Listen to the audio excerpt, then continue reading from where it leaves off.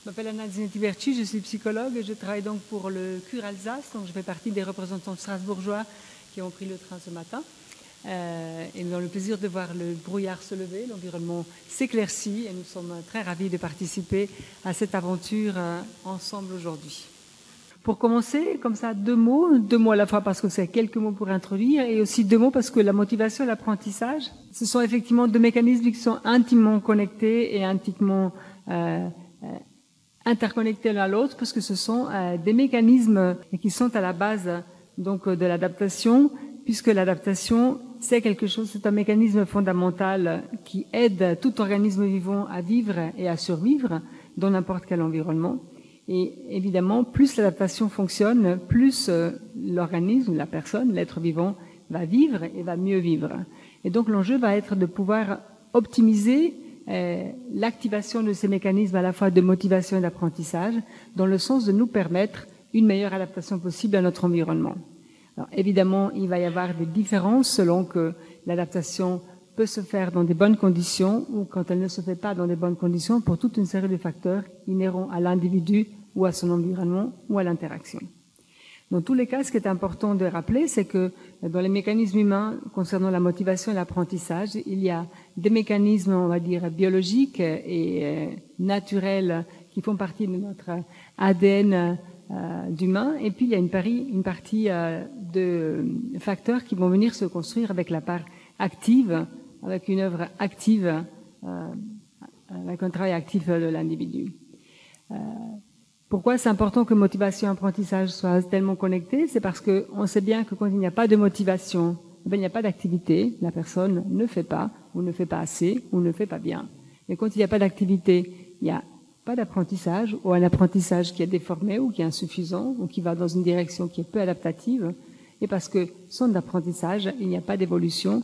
Et nous savons tous que l'évolution, c'est un facteur essentiel pour pouvoir avancer et continuer à nous adapter. Pour donner une définition simple, pour rattraper le temps que je suis en train de perdre, l'apprentissage, qu'est-ce que c'est? C'est ce ensemble de mécanismes qui va nous permettre de arriver à avoir des acquisitions de savoir-faire, des acquisitions de savoir et de connaissances qui vont nous permettre d'étudier, d'apprendre, de remarquer, de comprendre et de donc pouvoir encoder de nouvelles informations.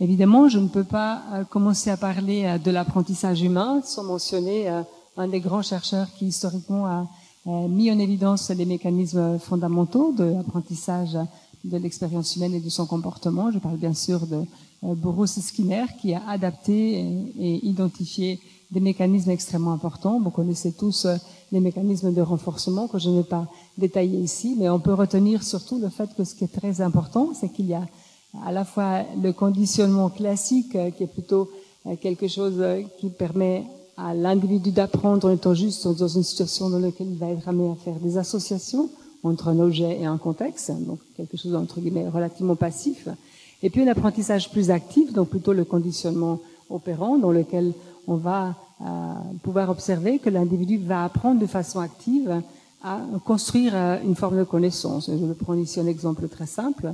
Le chat de la boîte de Thorndike qui, au début, il y a quelques dizaines d'années en arrière, avait commencé des études en montrant que, par exemple, si on enferme un chat dans une boîte et que le chat est motivé pour sortir, pour attraper sa nourriture dans la gamelle, c'est en appuyant un peu partout dans la boîte qu'il va finir par appuyer sur le levier qui ouvre la porte et qui lui permet de sortir, recouvrir sa liberté et aller vers la gamelle et manger. Et au début, il le fera par hasard, et puis la deuxième fois qu'il veut sortir de la boîte, il cherchera encore un peu, et à force de chercher, il finira par enregistrer que c'est ce levier-là qui lui permet de sortir. Et donc, si c'est un comportement qui est désiré, il va être motivé à le reproduire plus rapidement et avec plus de pertinence avec le temps, puisque c'est quelque chose qu'il aura appris à faire, qui va dans le sens de ce qu'il veut. Évidemment, ce type de mécanisme fonctionne à la fois pour des comportements qui ont des retours positifs, comme l'exemple de notre petit chat, mais également pour des retours négatifs, également d'apprendre d'aller vers quelque chose ou de ne pas aller vers quelque chose qui n'est pas désirable et qui est aversif.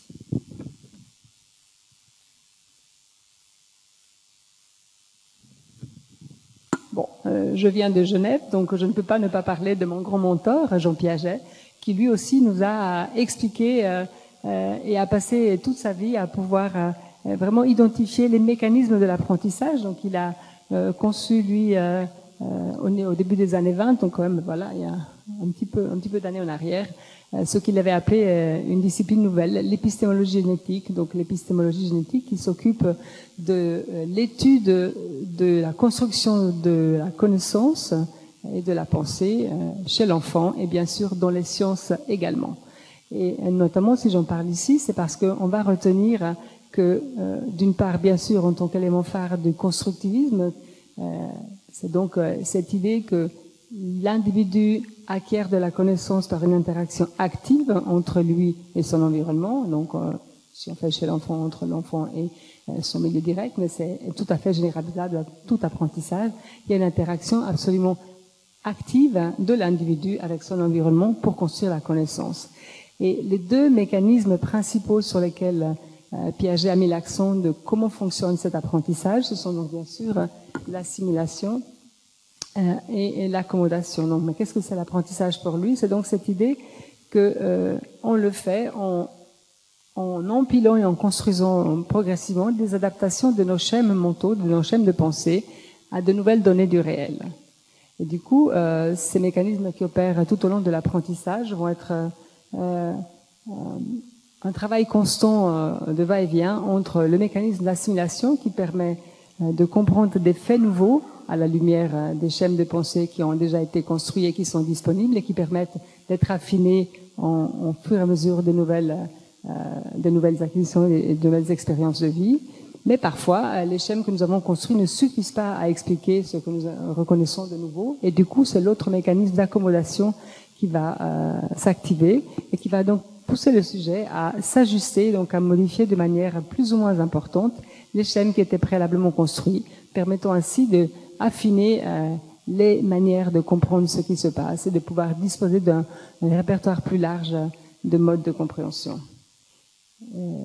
Et au fond, si je parle de tout ça, c'est parce que l'adaptation, et c'est le mécanisme dont je parlais aussi tout à l'heure, l'adaptation, qu'est-ce que c'est?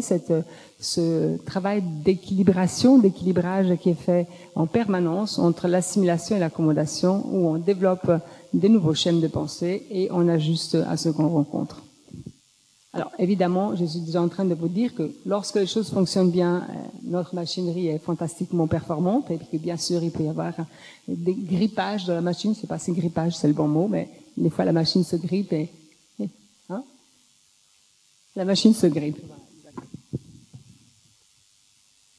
Alors peut-être je mentionnerai encore que dans la perspective piagétienne, c'est intéressant de rappeler que pour lui, l'apprentissage suit le développement. Donc évidemment, on ne veut pas non plus aller plus vite que la machine.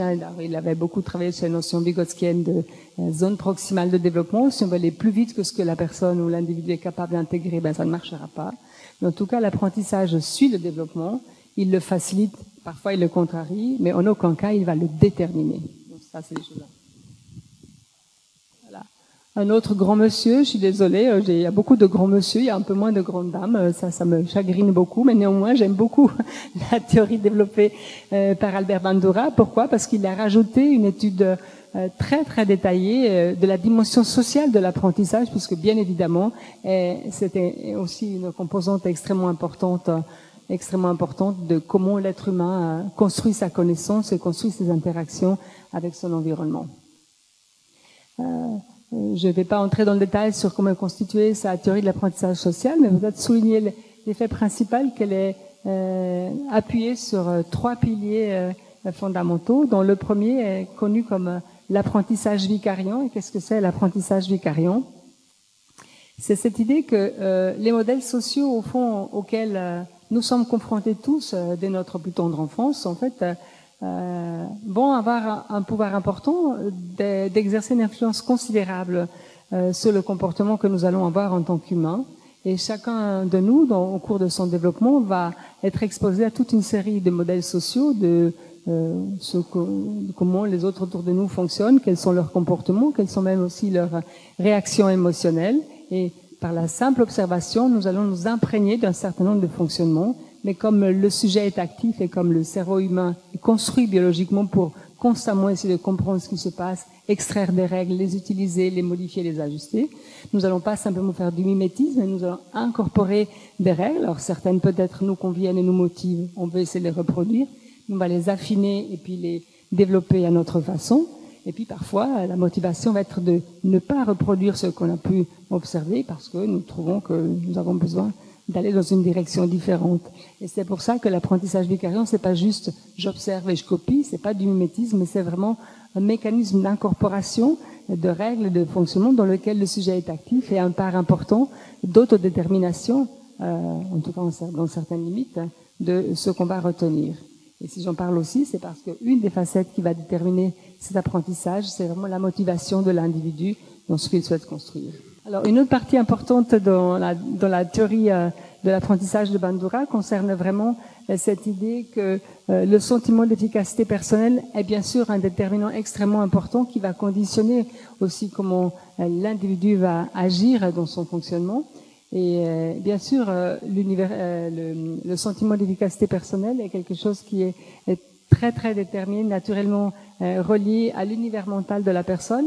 Et vous connaissez tous ici, j'ai pas besoin d'aller dans le détail sur le fait que nous savons que, par exemple, une personne qui a un niveau élevé d'efficacité personnelle, va pouvoir avoir des attentes de résultats qui sont plus importants et va engager des actions plus productives et va avoir davantage de possibilités d'agir en direction de ses propres aspirations et obtenir aussi davantage de meilleurs résultats. Inversement, si nous prenons une personne qui a un sentiment d'efficacité personnelle plutôt faible, va peut-être avoir plus facilement avoir donc des attentes de résultats qui sont faibles et du coup aussi agir en conséquence ou ne pas agir et du coup obtenir davantage de résignation, d'apathie ou de moins bons résultats si l'action est entreprise. Et là, on commence à bien voir le lien direct qu'il peut y avoir entre la motivation et l'apprentissage. Là, encore une fois, lorsque les apprentissages qui se suivent vont dans le sens de activités qui sont négatives, qui sont aversives, qui sont décourageantes, plus on se décourage, plus on s'assied, on ne fait rien. Et contrairement, quand on est content et quand on est motivé, nous pouvons agir, bouger et davantage entreprendre. Alors, simplement pour vous dire ici, Marsha Linehan, pourquoi je parle d'elle, parce que là, on commence à aller un peu loin. C'est une grande psychologue américaine qui a développé une thérapie fondée sur la notion que lorsqu'on a des troubles mentaux sévères, elle a commencé avec des personnes avec des profils borderline, mais ces interventions sont maintenant utilisées, on le fait d'ailleurs aussi à Strasbourg, avec différentes formes de difficultés mentales et notamment aussi avec la psychose. L'idée, c'est que des circonstances de vie adverses et la biologie et la vulnérabilité de l'individu vont conduire à ne pas pouvoir faire des apprentissages de compétences qui sont nécessaires à une bonne adaptation dans la vie et qui du coup vont pouvoir être récupérés, rattrapés, redéveloppés par des apprentissages spécifiques et du coup le motivateur principal qui est donné dans ces circonstances ici, c'est de pouvoir permettre à la personne d'identifier, d'avoir de nouveau accès à imaginer, d'avoir une vie qui va pouvoir être agréable, motivante et pleine de possibilités, et que cette motivation d'une vie meilleure va pouvoir permettre à la personne de oser faire des apprentissages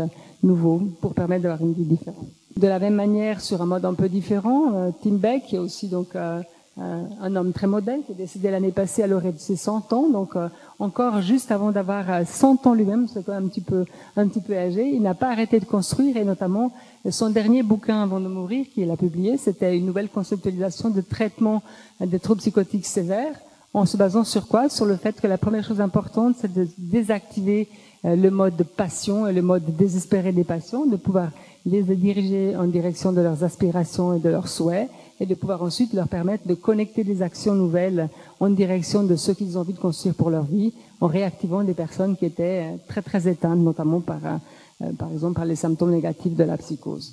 Alors du coup, en mode extrêmement express, qu'est-ce que c'est la motivation?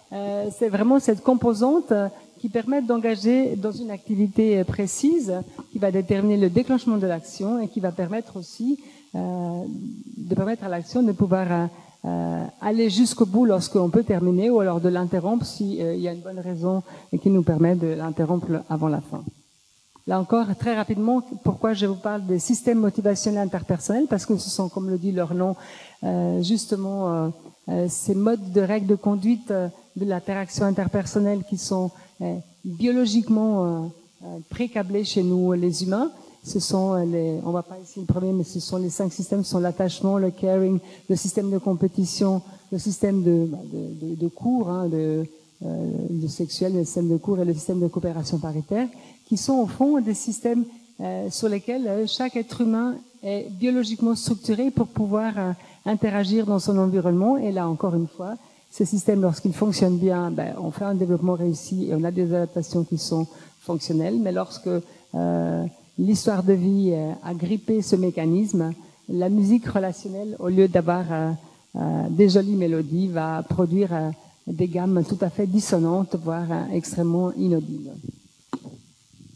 Oui, 1 minute. Alors, la théorie de l'autodétermination, elle a été mentionnée un petit peu tout à l'heure. Je pense qu'on ne manquera pas d'en parler au cours de la journée. C'est une théorie très importante qui a permis de mieux caractériser la gradation de la motivation, notamment les motivations qui viennent de soi, qui permettent de désirer ce qu'on fait versus celles où on nous pousse à faire alors qu'on n'a pas envie et des coups qui fonctionnent beaucoup moins bien. Et puis, rapidement, encore cette idée que la motivation, c'est vraiment, comme le dit Paul Gilbert, un organisateur du cerveau, et que lorsqu'on a ces 3 systèmes de régulation des émotions qui sont équilibrés, ça fonctionne bien. Lorsque le système de la peur, qui permet de se protéger du danger, ne prend pas toute la place, on a de la place pour les buts et les aspirations, on a de la place pour l'affiliation, on a de la place pour l'apaisement et donc pour la construction et l'adaptation. Et lorsque, comme c'est le cas souvent dans toutes les pathologies sévères, la bulle rouge, donc la menace et la survie, prend toute la place et c'est le système qui est le plus activé, il n'y a plus de place pour le reste et ça ne nous permet pas de fonctionner et de nous adapter. Alors quoi? Alors simplement, la motivation, c'est ce mécanisme qui permet de transformer ce qui est impossible dans quelque chose de possible, en nous donnant les moyens de le faire. Et je voulais donner la parole à un père aidant que nous avons rencontré récemment. Je cite Hassan, qui dit que pour lui, le rétablissement, parce que c'est ça aussi, la motivation et l'adaptation dont nous avons besoin et dont nous parlerons aussi beaucoup aujourd'hui. Il dit, qu'est-ce que c'est? Le rétablissement, c'est croire en soi, donner un sens à sa vie et être là où on se sent le mieux. Et là, c'est vraiment l'individu qui va choisir qu'est-ce que c'est. Et je terminerai avec un autre compatriote, Albert Einstein. La vie, c'est comme une bicyclette, il faut avancer pour ne pas perdre l'équilibre.